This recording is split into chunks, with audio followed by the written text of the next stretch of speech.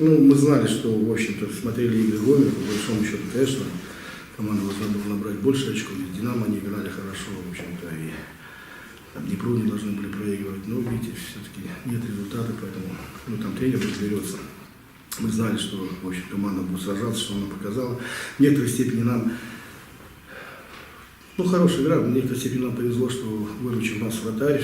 Мы, в принципе, хорошо разобрали игру Гомеля, и то, что они сильнее нас в антропометрических данных, и опасность вся исходила от штрафных и угловых, это и подтвердилось, и Журов в 2 эпизодах сыграл просто здорово, не дал забить Гомелю гол.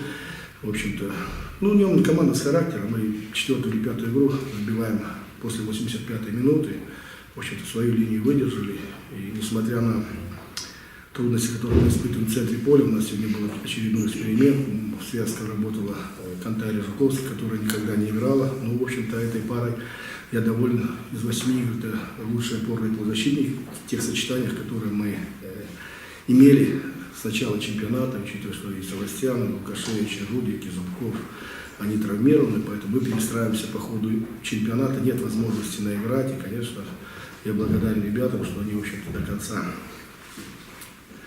гнули свою линию, и, в общем-то, думаю, что заслуженно довели матч до победы.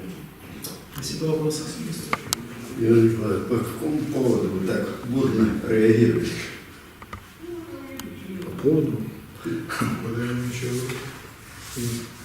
футбол — это эмоции, поэтому если не реагировать, надо в театре сидеть или так. Может, какие-то эмоции, когда ты, команда играет, а на стадионе все равно какие-то тренер, наверное, хозяин реагировал на свои эпизоды, он трактовал свою сторону, он хотел свою сторону трактовать. Поэтому такая реакция влияет на человека эмоционально, потом успокаиваешься, если ничего не сделаешь.